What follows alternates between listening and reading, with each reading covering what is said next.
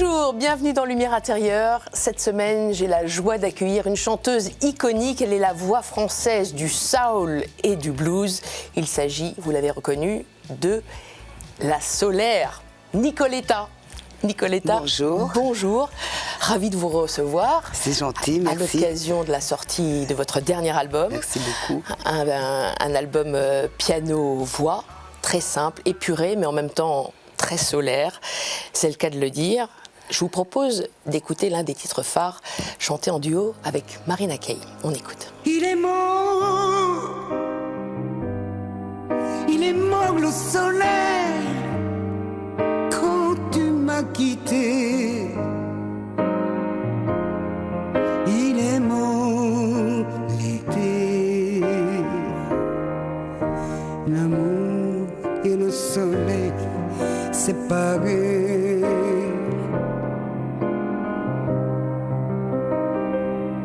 Il est mort le soleil, mais je suis la seule à porter le deuil. Et le jour ne franchit plus mon seuil.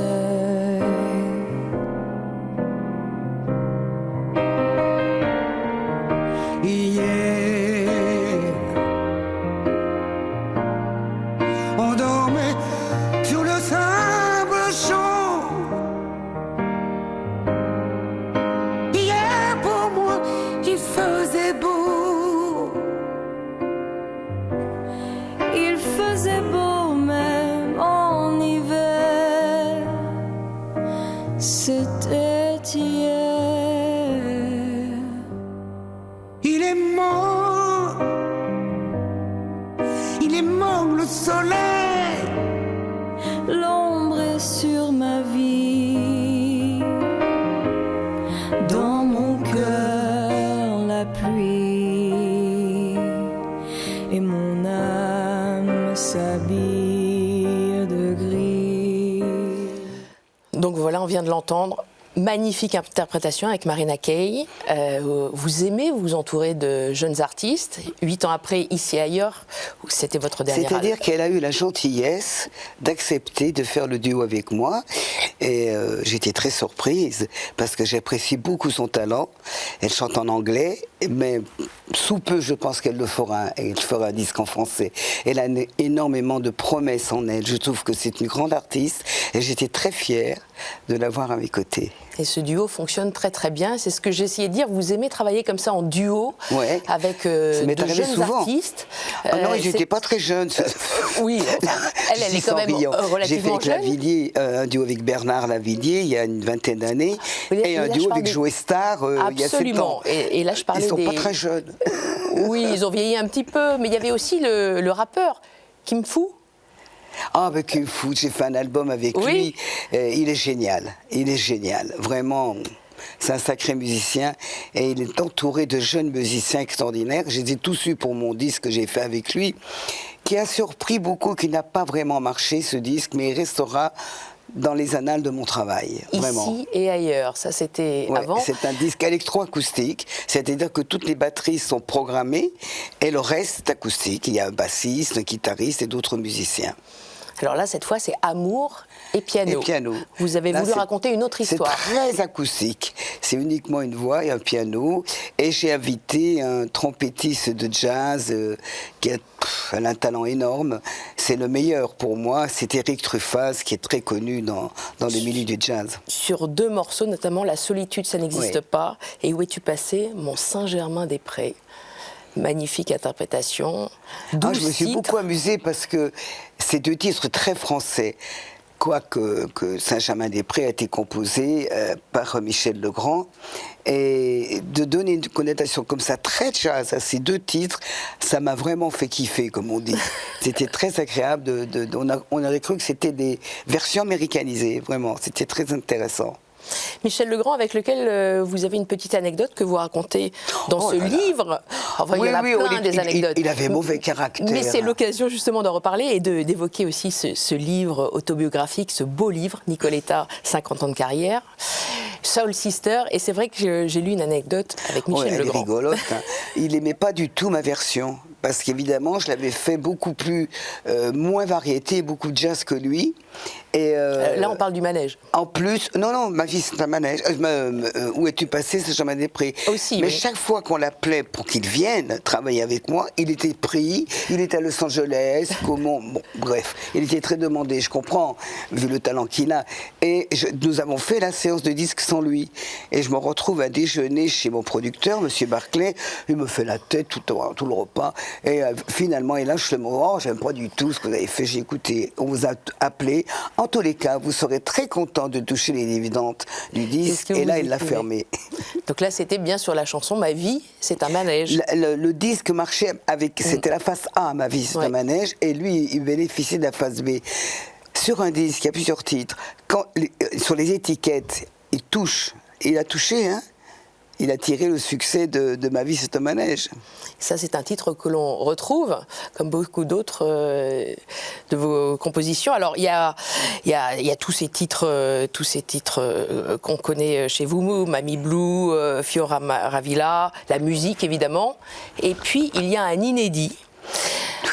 Une surprise, un cadeau de Carla Bruni. Ouais, c'est ma voisine. Mon Jésus-Christ. Mon Jésus-Christ. C'est une chanson très facétieuse. C'est l'histoire d'une jeune fille qui a 20 ans à Jérusalem, un vendredi. Elle a choisi le jour. Elle a rencontré son Jésus-Christ. Et il y a une idylle, exactement. Évidemment, elle a rencontré un homme qui ressemblait à Jésus-Christ. Et c'était une folle passion. Et un jour, elle l'a vu que brièvement, quoi. Elle est très bien écrite, la chanson, et ça m'a amusé vraiment de l'enregistrer. Ce Jésus-Christ, mon Jésus-Christ, c'est comme mon Raymond de Carla Bruni. Oui. C'est votre Jésus-Christ, votre JC. Oui. Ah mais moi, mon JC, je le garde pour la vie. Ça fait 30 ans que je suis avec lui. Puisque ce sont les mêmes initiales, ouais. C'est un clin d'œil, j'imagine, à Jean-Christophe. Jean-Christophe, ça fait 30 ans qu'on vit ensemble. Et... Mais Carla Bruni l'a écrit dans ce sens-là aussi, avec cette double interprétation. Ah, JC, c'est vrai, JC, Jésus-Christ. Mais c'est vrai, j'ai pas pensé. Ah, c'est possible, elle m'a pas expliqué, c'est possible. Ah, je vous révèle ça. Elle est assez maligne, elle est assez brillante pour y avoir pensé. Oui, c'est pour ça. Je me disais, vous, votre JC... c'est bien sûr Jean-Christophe, l'homme de votre vie, votre producteur, que vous connaissez depuis 30 ans. Et donc, je pensais que c'était votre histoire. Petit à petit, il a vu que j'étais très seule à l'époque. Et il a pris les choses en main. Et depuis, je travaille très très bien, régulièrement. Nous sommes des artisans. Nous sommes indépendants, on travaille avec des gens intéressants et mon indépendance m'a permis de faire des choses surprenantes comme par exemple un duo avec Joe Star. Si j'avais été sous contrat avec une maison de disques, c'était plus difficile. Et là, coup de téléphone, qu'est-ce que vous faites? Vous prenez un taxi, vous venez, je ne savais même pas ce qu'il voulait me faire enregistrer. Et il a fait une version rap de Mamie Blue et j'étais très touché, vraiment. Et par le talent du garçon et par lui-même, parce que Joe Star, il faut le rencontrer, il faut le découvrir. Il en a sous le coude, comme on dit. Et si on gratte un peu, il y a un cœur énorme, et beaucoup de générosité, beaucoup d'amour pour les gens. Il est surprenant. Et en plus, avec les années, il se bonifie et je trouve qu'il a une gueule pour la caméra. Il est formidable à l'écran, c'est un acteur fabuleux. Je l'ai vu au théâtre, dans un monologue où il raconte les grandes phrases des grands hommes et c'est fabuleux. Là, vous me parlez de Joe Star, vous ne voulez pas trop parler de Jean-Christophe? Jean-Christophe, je ne parle pas de Jean-Christophe, pourquoi je parlerais de Jean-Christophe? C'est intime. D'accord. Non, parce que justement, comme on parlait de JC, Jésus-Christ, mais je comprends. D'un compagnon de travail, bien sûr, mais vous l'évoquez dans votre livre. Jean-Christophe, oui, je dois en parler vite fait. Et notamment de son nom, qui ressemble aussi à celui d'un prêtre. Oui, voilà, c'est pour ça. Le prêtre qui m'a appris à chanter quand j'étais petit, de 8 ans à 15 ans, j'ai fait partie de la chorale paroissiale, et tous les dimanches, je chantais à la messe. Et ce qui était fabuleux, alors ce prêtre s'appelait Monsieur Molinier. le révérend père Molinier. Et je rencontre plus tard mon Molinier, voilà, à moi. Et c'est curieux, hein, il n'y a peut-être pas de hasard. Et ce prêtre était formidable, il était vraiment musicien. Et mon église possède des orgues fantastiques. Elle est neuve, elle est de 1932. Elle est d'inspiration art déco. Et c'est très beau, elle est vraiment très belle. Et mon grand-père a fait les fonds baptismaux. Il était maçon et carreleur.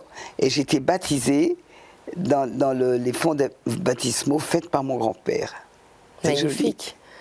Ce retour à l'église qui est toujours là chez vous, puisque les églises, vous en avez fréquenté, les cathédrales, des milliers. Ça fait 25 ans que vous chantez, puisque je le disais, vous êtes une voix je les ai pas comptés, du blues, et vous avez amené avec votre chœur de gospel, le gospel dans les églises. Et je retourne dans des églises que j'ai déjà faites. Et c'est un bonheur.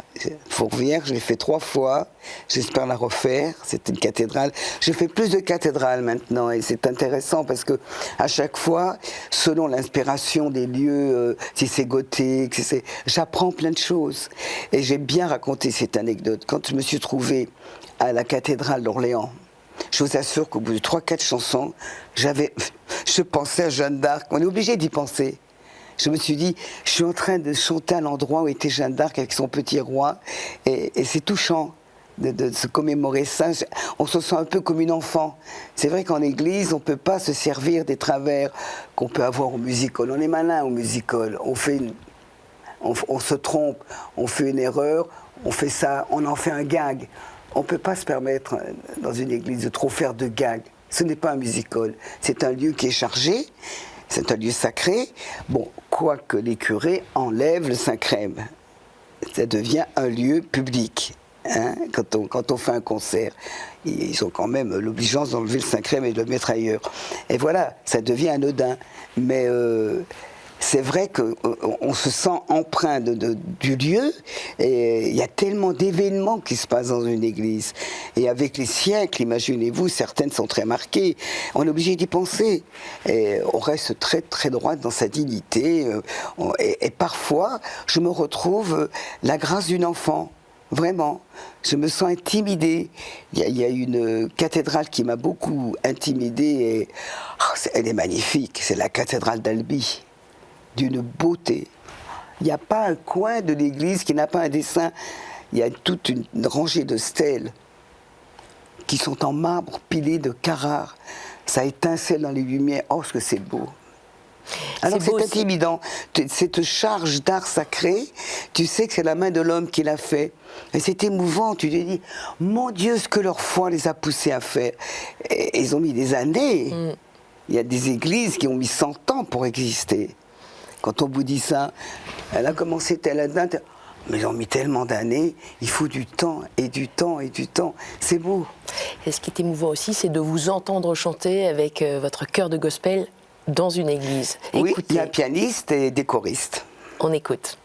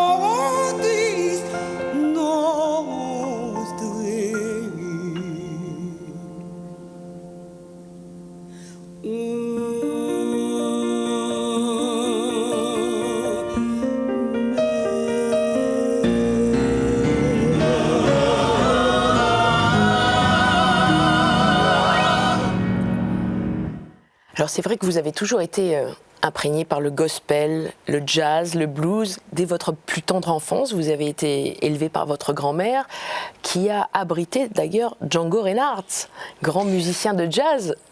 Oui, elle a hébergé Django Reinhardt pendant la guerre, en 1943, sous ses pommiers. Elle avait une lande de terre qui avait des pommiers.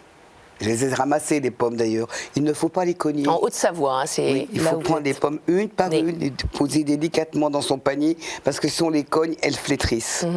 Mais on les gardait tout l'hiver, on les mettait dans un galta, ça s'appelle un galta.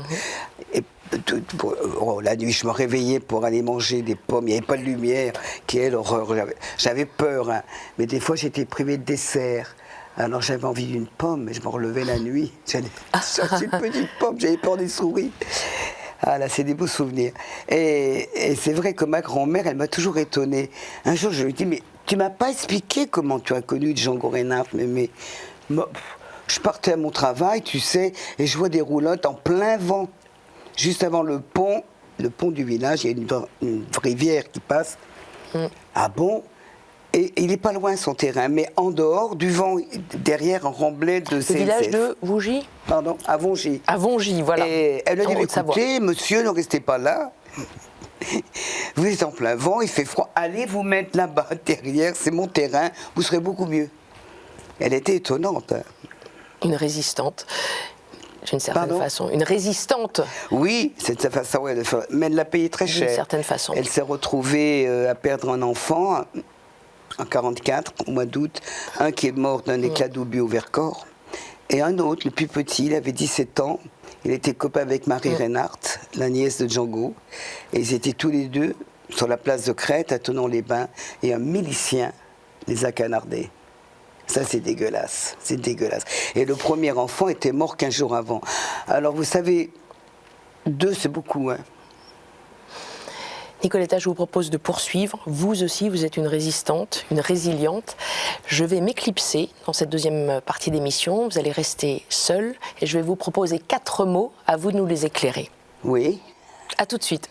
À tout de suite.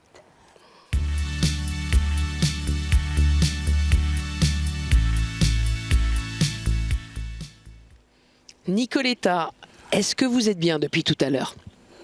Oui. Pas de problème d'être seule? Non, pas non, ça va. Sur un divan, mais dans un j'aime bien fauteuil. être seule, c'est pas un problème. Allez, je vous propose mon premier mot. Oui. C'est le mot mamie. Le mot quoi? Mamie. Mamie. M-A-M-Y. Oui, bien sûr. Moi, oui, mamie, ça représente rien pour moi, à part la chanson, parce que moi, je disais mémé. Oui. Mémé, mémé. Mémé, donc votre grand-mère dont on parlait, c'est mémé. Dont on va reparler, Claudia. Cette chanson, Mamie, on pense bien sûr à Mamie Blue. Mais oui, votre mais mamie, succès de 1971. Et c'est votre maman, en revanche. Je parle de ma mère. Qui était dans décédée. Le texte. Oui. Et les gens n'ont pas compris. Ils ont cru que je parlais d'une grand-mère. Mais c'est bien votre mère. Mais si on écoute bien la chanson, il y a un moment donné, je dis « Oh, ma mère ». Bien sûr, c'est une chanson hommage à votre maman, oui. Jeanne, oui. Qui était déficiente mentale, oui. Morte très jeune, à 40 ans, oui. En 1964. Un trauma pour vous, bien sûr. C'est-à-dire que quand on est adolescent et qu'on perd un être cher, c'est terrible parce que on a énormément de culpabilité. On se dit, j'ai pas eu le temps de lui dire je t'aime, je ne l'ai pas assez aimée, je ne suis pas assez occupé d'elle. Moi, j'ai eu un relent terrible de culpabilité, si bien que quand je suis rentré de son enterrement, j'ai voulu la rejoindre, j'ai voulu dormir pour toujours et être auprès d'elle. Voilà. Une tentative de suicide. Ouais. Pendant laquelle vous avez fait une expérience de sortie du corps d'une certaine façon. Tout à fait, ça s'appelle une expérience de mort rapprochée et je ne savais pas ce que c'était, j'allais jamais... Longtemps je suis restée secrète sur cette expérience parce que C'est tellement bizarre de se sentir au plafond, en lévitation, et de voir des gens s'activer autour de soi, de voir son propre corps inanimé, on l'enlève d'une civière, on le met dans un lit, on l'entube, on prépare toutes les choses qui font qu'on est sorti de réanimation, et voilà, je trouvais ça vraiment étrange. Et après, j'étais dans un tunnel, avec une lumière bleue, énorme, et je me suis dit, oh là là, qu'est-ce que c'est bizarre, on m'a mis dans un gaz rare, je trouvais ça très étrange, et tout d'un coup ça s'est arrêté, il y a eu le trou noir, et je me suis réveillée. Et je ne savais pas où j'étais, je ne savais pas qui j'étais, parce que quand on a fait un coma, on me l'a expliqué plus tard, les fonctions végétatives ont du mal à réapparaître, ça va assez lentement. Je suis restée 1 mois à l'hôpital, et j'ai cru que j'avais un accident, je sais pas, je me rappelais plus. Et petit à petit, la mémoire est revenue en même temps que la gestuelle, etc. Ça a changé votre rapport à la mort ? Eh bien, vous savez, la mort, c'est quelque chose de fatal, évidemment, et j'y pense tous les jours. Et ça change dans la mesure, je crois que la mort de ma grand-mère, qui est morte dans mes bras, m'a beaucoup plus apporté que mon propre désir de mort. De voir partir ma grand-mère a été une chose incroyable, et je l'ai embrassée comme si je voulais lui faire de la respiration, comme si elle allait se noyer. Et puis, elle était morte, c'était trop tard. Et j'ai accepté. Je me suis levée, le médecin légiste est venu, évidemment. Quand il est parti, j'ai ouvert la Bible et je l'ai accompagnée. Comme elle n'a pas eu l'extrême onction, je l'ai accompagnée, j'ai lu. Elle est morte à 11h du soir. Mon compagnon m'a laissé seule avec elle. Et c'est marrant, j'ai éteint le chauffage, automatiquement, j'ai éteint le chauffage. C'était en octobre. Et j'ai lu des versets dans la Bible, n'importe où. C'était ma façon à moi de l'accompagner dans son départ. Voilà. Et c'est le jour, l'aube, qui m'a sorti de ces moments de prière. C'est votre grand-mère Claudia, donc la maman de votre maman qui vous a élevé. Vous avez des mots magnifiques à son égard dans cet ouvrage à côté de vous. Elle a été la lumière de ma vie, j'étais le soleil de la sienne. Elle était mon miroir, ma force, la part la plus importante de mon âme, ma mère, mon père, ma meilleure amie. Elle était mon tout, mon maître à penser. Ouais. Magnifique. Mais ma grand-mère est quelqu'un en qui je croyais beaucoup. Tout ce qu'elle disait, oulala, je faisais très attention. Un jour, j'ai fait une bêtise, je devais avoir 14 ans. Je ne portais pas de soutien-gorge et j'avais une bonne petite poitrine. Et mes copains à la piscine m'appelaient Téton. Je n'étais pas très content. Ouais, on se donne tous des petits surnoms quand on est jeune. Oh, voilà Téton qui arrive. Ça me fâchait. Hein. Et un jour, je savais où elle cachait son argent. J'ai piqué 100 francs. Et j'ai été m'acheter un soutien-gorge. Et puis je ne savais pas quoi faire de la monnaie. J'étais bien embêté, donc j'ai remis la monnaie, mais il y avait beaucoup de billets, la monnaie. Et puis un jour quand même, je me suis assise dans le couloir face à la porte de sa chambre, elle faisait la sieste. Et j'étais là, faut quand même que je lui dise. Et je l'ai appelée, Mémé, qu'est-ce qu'il y a ? Il faut que je dise quelque chose. Je m'en souviens comme si c'était hier. Voilà, tu sais, je t'ai pris 100 francs. Tu crois que je ne l'ai pas vu ? Elle s'en était rendue compte, évidemment. J'attendais justement que tu viennes m'en parler. Et je vais te dire une chose, mon petit, je ne serai pas toujours là. Il faudra bien que tu sois sérieuse et que tu apprennes à travailler. Parce que je ne serai pas toujours là pour te garder, pour te nourrir, pour m'occuper de toi. Sois sérieuse, mets-toi plutôt au travail et dans la vie. Il faut travailler pour avoir de l'argent. Et elle avait raison. Leçon apprise, contrat rempli. Oui. Je passe au deuxième mot, Nicoletta. Oui. Liberté. Un mot que vous aimez aussi. Oui, j'aime beaucoup. Disons que la liberté, évidemment que ça n'existe pas. Ça, c'est utopique. Il y a trop de contraintes. Une liberté acquise à 18 ans, grâce à votre grand-mère déjà. Mais l'émancipation à 18 ans, au lieu de 21 à l'époque. Oui, j'étais émancipée. Et c'est vrai qu'elle m'a fait confiance parce qu'elle savait que, de toute façon, si j'étais émancipée, j'étais responsable de mes actes. Elle me donnait une grande responsabilité et que je ne ferais pas de bêtises. Et elle avait raison. Et la liberté, elle se choisit, bien sûr. J'ai souvent choisi des actes libertaires dans ma vie, dans les choix, dans mon travail, mes choix d'homme, mes choix, bon, etc. Mais on n'est pas tout à fait libre. On a besoin des autres, les autres s'en occuper. C'est difficile, la liberté, très difficile.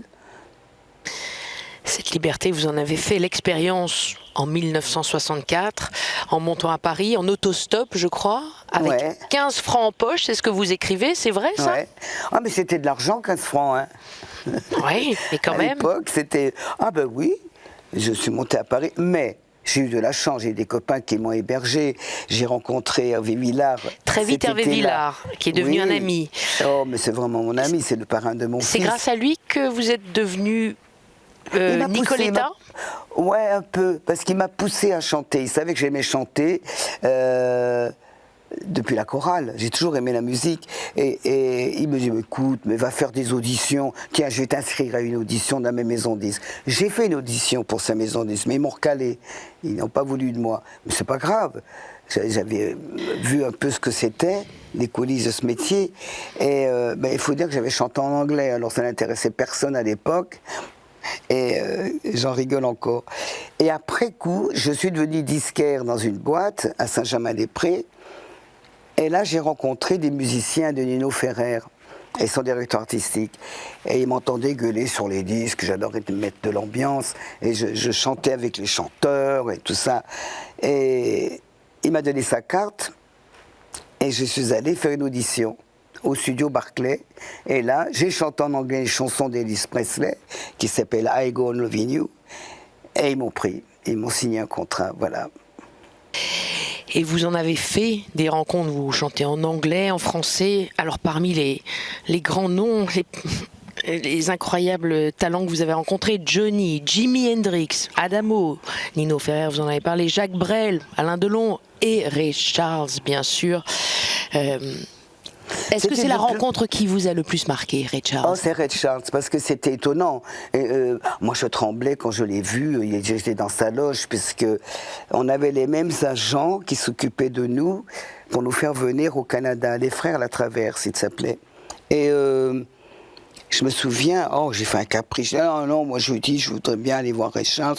Je veux pas qu'on prenne des rendez-vous. Finalement, j'ai obtenu gain de cause. On était voir Ray Charles. J'ai été subjugué.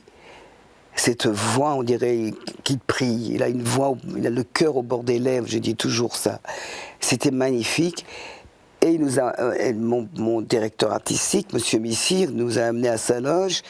Et quand il a su que j'étais une artiste Barclay, c'était comme un mot magique, un sésame. Oh, il a rigolé, il a ouvert sa porte, il nous a invités à dîner dans le quartier chinois. Et on a passé une soirée formidable. Je lui ai laissé mon album. Et quelques jours plus tard, quelques semaines quand même plus tard, il m'a téléphoné en pleine nuit. Je croyais que c'était des fans. J'étais pas très contente. Non, c'était Ray Charles. Et qui me disait, tu es toute petite et tu es si grande voix. Mais c'est ça le blues français, c'est comme Edith Piaf. Et il me dit, hold on, attends, je vais te faire écouter la chanson qui me plaît dans ton disque. Et j'entends, il est mort le soleil. Je suis restée bouche bée, je n'ai plus quoi dire, parce qu'il m'a demandé ce que voulaient dire les mots. Oh là là, j'étais ennuyée quand même, un peu ennuyée. Dire à un aveugle, ces chansons s'appellent Il est mort le soleil, c'était compliqué. Et quand je lui ai dit, il m'a dit, I really like this song, I'm going to translate it in English. Quand il m'a dit ça, je me suis sentie comme un ambassadeur de la chanson. C'était écrit. Pour moi, j'étais l'ambassadrice. Il fallait que Ray Charles entende ses chansons. Voilà. Et cette chanson a été traduite. C'était la deuxième chanson traduite après, comme d'habitude, My Way. dans le répertoire français, je crois. Ah oui, c'est l'envers là qui s'est produit. C'est une chanson française qui était adaptée en anglais. Voilà. Et comme d'habitude aussi. Pardon ? Comme d'habitude aussi, c'était une chanson française adaptée en anglais. Voilà. Donc c'était la deuxième qui a eu cet honneur-là. Ah, il y a quand même quelqu'un dont on parle peu, mais qui a eu des enregistrements en anglais. Il y a eu, comment il s'appelle, Charles Trenet, et il y a eu surtout Beko, Let It Me Be. Il a été repris par plein d'artistes américains, et c'était aux années 60. C'était avant My Way et avant Mamie Blue. Voilà, il faut le dire. Nous l'avons dit. On passe au troisième mot, et c'est un mot qui va vous parler, je crois. Le mot cygne. Cygne ? Non, Des cygnes ? des cygnes. Ah oui, cygne. Le genre fais-moi un signe. Les signes oui. de la vie, les clins Oui, les d'œil signes du de la vie. ciel. Oui, ça me parle bien sûr, parce que dans ma vie, j'ai eu beaucoup de signes. Des choses bizarres. Par exemple, j'en parle dans mon livre d'ailleurs, parce que ça m'a toujours un peu choqué. Et il n'y a pas de hasard. À cause de ça, je pense que le hasard n'existe pas. J'avais un professeur de dessin qui s'appelait Chapuis. Et j'étais une bonne élève en dessin à l'école où j'étais à Lyon. Et le garçon qui m'a fait un enfant, j'ai épousé, Monsieur Chapuis, en 77. Et voilà, il s'appelait Chapuis. J'ai trouvé ça bizarre, mais c'est la vie. Hein. Et quelques années plus tard, j'ai rencontré Jean-Christophe Molinier, j'en parlais tout à l'heure. Molinier, il a le nom du prêtre qui m'a appris à chanter. C'était curieux aussi. Et il y a aussi un autre hasard, oui. par exemple, c'est... je cherchais. Ça m'est sorti. Je vous ai interrompu, c'est peut-être un peu de ma faute. Il y en a un aussi avec Ray Charles à New York, où vous étiez assise devant la croix de la devant Savoie. La croix de Savoie. Et le meilleur ami de Ray Charles, c'était comme moi, il était savoyard, c'était Monsieur Culas, qui était un critique de jazz très émérite. Il adorait le gospel, il adorait la musique, ce papy, il était adorable. Il écrivait dans un journal de jazz, et il écrivait dans Jazzote. Et il avait traduit en français Lady Sings the Blues, les mémoires de la chanteuse, j'ai oublié son nom, mon Dieu, Billie Holiday. Et j'adorais cet homme, et quand j'ai fait mes répétitions de gospel avec la première mouture, avec la chorale de gospel, je dis viens m'écouter, je veux savoir ce que tu en penses. Il est venu, il assiste aux répétitions, il m'a dit c'est bon, tu peux y aller. Et j'étais abouté par ce garçon, et il est mort à 90 ans, il était merveilleux, c'est un type extraordinaire. Et c'était le meilleur ami de Ray Charles, bien avant que je le rencontre. Il le voyait toujours quand il venait à Paris. Et c'était curieux, il était de Haute-Savoie, comme moi. Et puis il y a aussi ces signes religieux, vous en parliez notamment à la cathédrale d'Orléans, vous avez senti Jeanne d'Arc, Jeanne, le prénom de votre mère. Le prénom de ma mère. Et puis aussi Sainte Thérèse, à un autre moment. Dans votre vie. Sainte Thérèse, alors là, c'est incroyable. J'étais dans un couvent pendant 3-4 mois, parce que j'avais fait une fugue du foyer où j'étais en tant qu'étudiante, et ils n'aimaient pas ça du tout, c'était mon très mauvais exemple. J'avais fait une fugue pour aller danser et écouter Elvis Presley, c'était la mode à l'époque. J'adorais Elvis, et bref, ils m'ont mis là. Mais j'étais pas dans l'effectif parce que mon dossier ne le méritait pas. Gardez-la quelques jours, a dit le juge de Lyon, et son juge de tutelle, Annecy, prendra des directives pour la suite de son événement scolaire. Alors, j'étais là, et ils ont amené un jour une jeune fille qui s'appelait Madeleine, c'était la guerre d'Algérie. Elle arrivait d'Algérie, elle avait un visage de Madone. Et cette jeune fille de 18 ans, le destin était très cruel avec elle. Elle a vu sa famille exterminée sous ses yeux, et elle a été violée, et elle s'est retrouvée au milieu des cadavres de sa famille. Ils ont cru qu'elle était morte. Elle s'est réveillée, et c'est horrible, il paraît qu'elle a remis la cervelle de ses frères, elle est devenue folle. Et elle arrivait d'Algérie, ils l'ont mis là en attendant de trouver une solution, et elle est restée une semaine ou deux, je me souviens plus. Et elle priait la nuit. Je me suis réveillé une nuit, et elle priait comme une carmélite. Elle faisait des chemins de croix. Et j'ai dit, mais il faut dormir quand même, c'est pas bien. Je te vois depuis plusieurs soirs faire des prières, c'est pas bien. Ah, mais j'ai vu Sainte Thérèse, tu ne t'inquiètes pas, tu auras une vie merveilleuse, tu auras une belle vie. J'ai dit oui, c'est très bien, en attendant couche-toi parce que ce sera beaucoup mieux. Et un jour, ils l'ont enlevé, j'ai plus vu Madeleine, ils l'avaient emmenée au Vinatier à Lyon, c'est le pavillon psychiatrique. Et voilà, et j'ai jamais revu Madeleine. Et vous avez eu une belle vie? Bah bien sûr. Une très belle vie. Vous magnifique. aviez à l'époque accouché aussi d'un petit garçon dans la clinique Sainte-Thérèse. La clinique Sainte-Thérèse, la rue Gustave Doré. C'est aussi, j'ai eu des signes de nom de rue. J'ai habité rue Michel-Ange, j'ai accouché rue Gustave Doré, j'ai habité rue Jean-Jacques Rousseau. Jean-Jacques Rousseau, il y a l'île Jean-Jacques Rousseau à Genève. Ce sont des gens qui me parlent à moi, parce que j'aime la peinture déjà, et Jean-Jacques Rousseau quand même. Et c'est un grand bonhomme. Presque suisse, oui. Oui, c'est ce que j'allais dire. Il a laissé beaucoup de traces à Genève. Vous avez été élevé chez les bonnes sœurs du Bon Pasteur à Lyon, rue des Maccabées. Oui, est-ce que c'est un signe?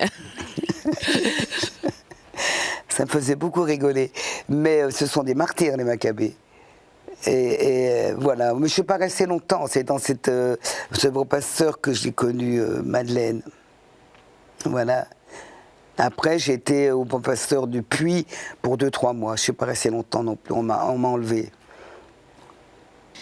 Donc beaucoup oui. Parce que j'avais une directrice du foyer qui m'aimait beaucoup, et elle s'était attachée à moi, et elle avait décidé de me sortir de là. Elle l'a fait. Je me suis retrouvé dans une école pilote près de Paris, à Pontoise, dans un château qui s'appelait le château de Brécourt. Et on était une quarantaine d'élèves, et on avait un signe particulier. Il fallait avoir un bon curriculum vitae, c'est-à-dire un bon QI.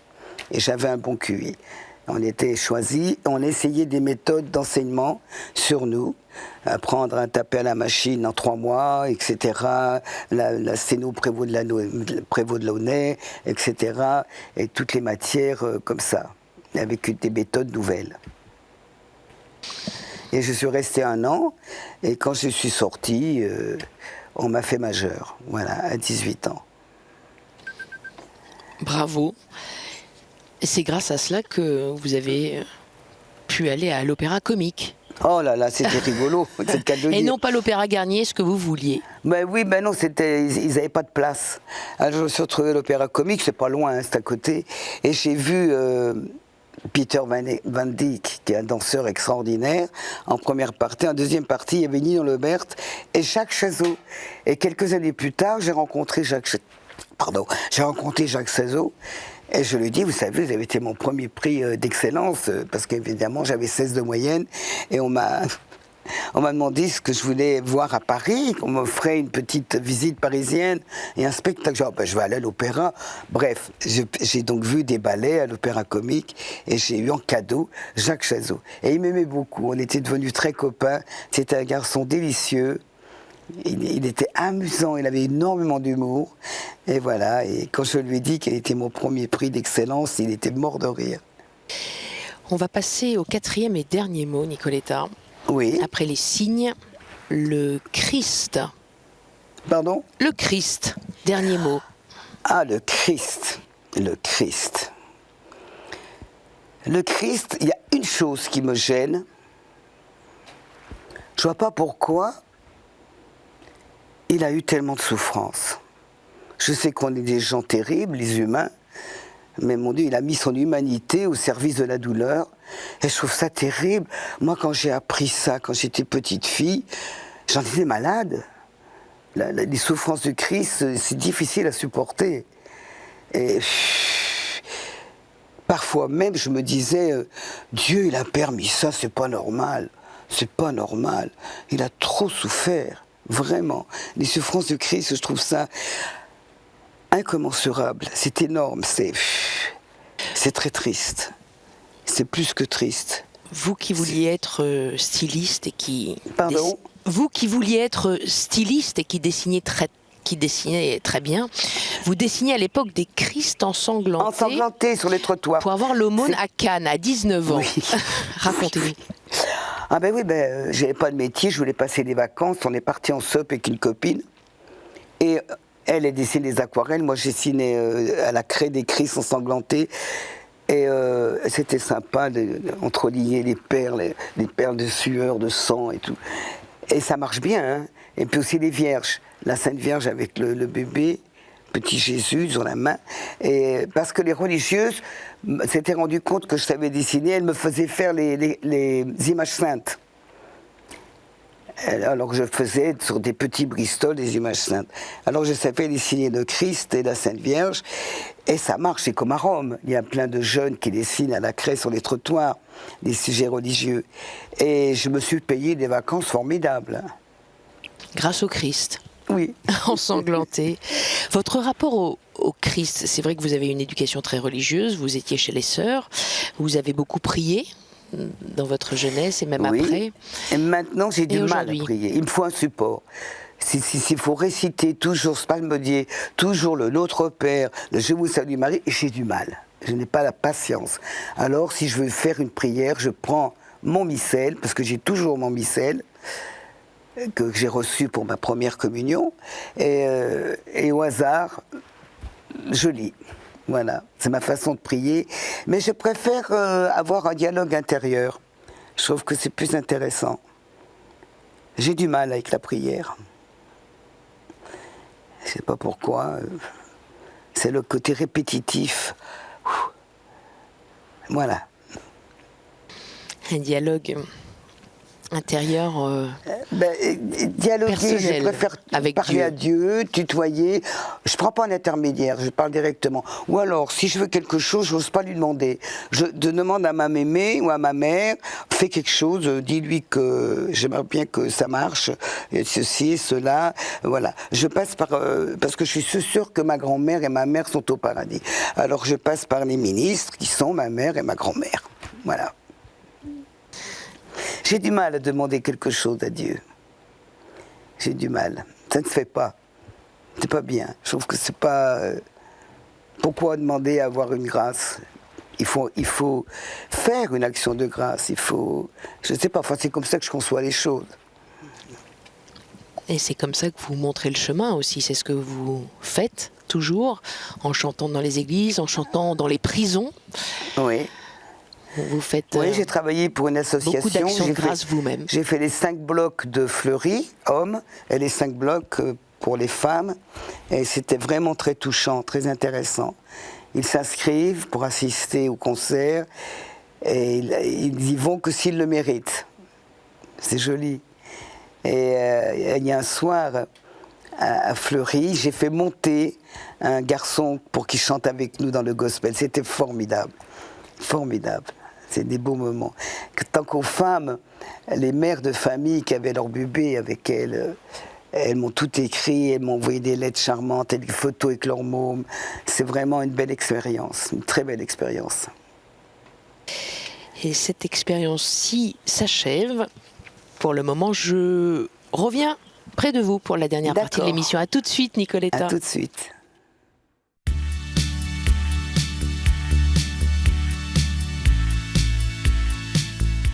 Nicoletta, oui, je suis de retour auprès de vous. Alors, qu'avez-vous pensé de cette expérience ? Bien, c'est intéressant. Vous aimez bien aussi être seule ? Ça ne me gêne pas. Confrontée à des mots, sans interlocuteur ? Pas du tout, non.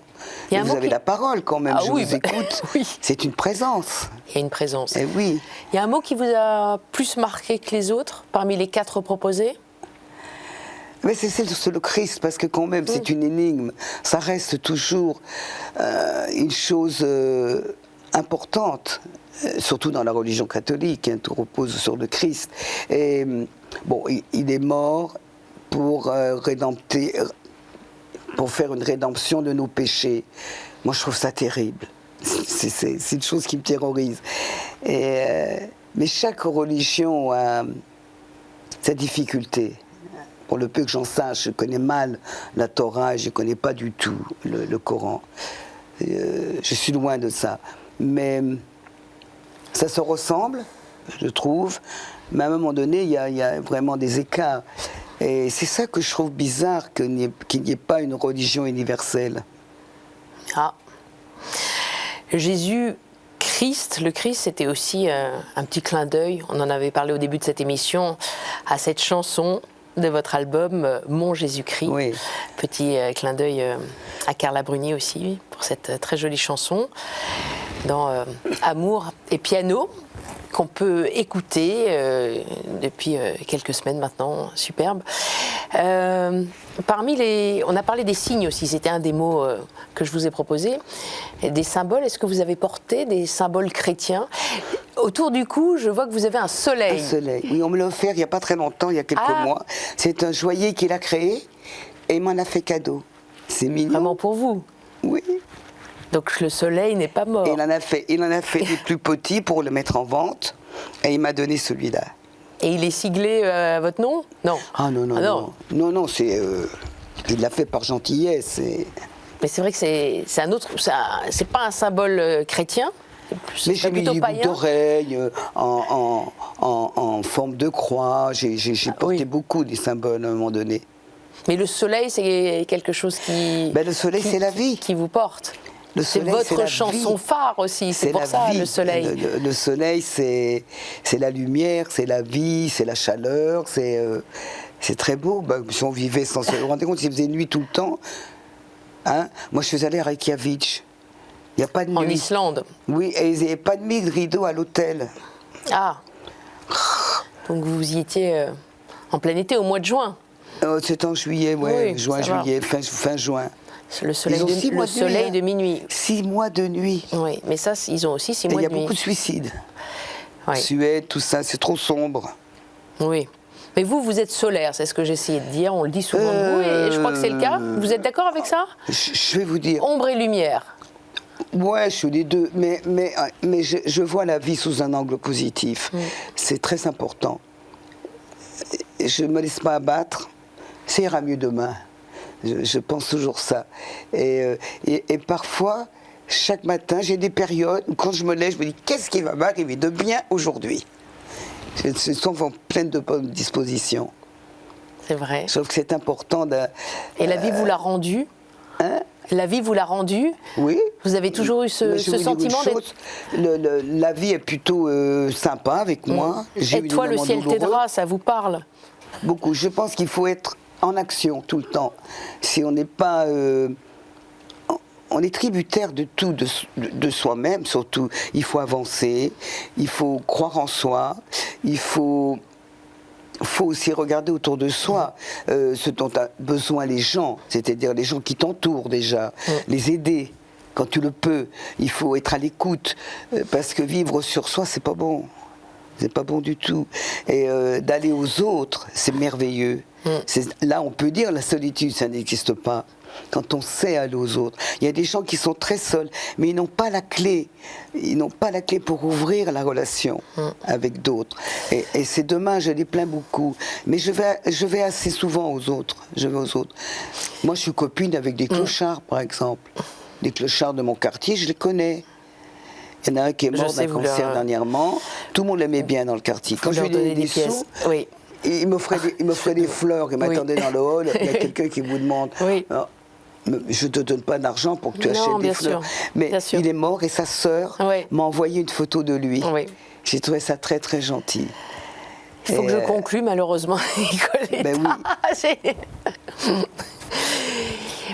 En tout cas, c'était merveilleux de vous avoir. Merci beaucoup j'ai passé un bon moment. de votre présence. Merci. Je rappelle le titre de votre album, Amour et piano. Vous partez bientôt en tournée? Vous avez quelques dates, premières dates? J'ai fini, mais à la rentrée, je pars pour la Belgique. La Belgique. Je vais faire 7 villes en Belgique et je suis heureuse d'aller retrouver nos petits Belges. Ah, superbe. Et j'espère que mon producteur, et qu'il écoute l'émission, qui vous connaît très bien, parce que ça fait longtemps que j'en parle, l'église de Saint-Germain-des-Prés. Je veux faire Saint-Germain parce que c'est mon Jean-Christophe. église. C'est mon église. Quand j'étais dans l'ennui à Paris, quand j'étais bien vraiment, que je gagnais 30 francs par nuit encore, j'allais prier à l'église. Je crois que le message est passé. Et je mettais les cierges et je dis ah ouais. J'ai pris que et ça a marché. Alors je crois à mon église. J'y tiens beaucoup. Elle est belle. Ils ont tout refait. Ils ont refait tous les monuments intérieurs. On va magnifique. vous entendre là-bas. Elle est colorée. Le plus vite possible. Merci beaucoup, Nicoletta. Il faut que je raccroche. Je resterai encore bien. Hein. Merci. Je n'ai pas vu passer l'heure, je vous signale. Mais il n'y a qu'une heure. Il n'y en a pas deux, malheureusement. Vous reviendrez. Merci beaucoup. Merci à vous. Derrière vos écrans, vous pourrez retrouver le replay de cette émission sur ktotv.com. À la semaine prochaine. Bye bye.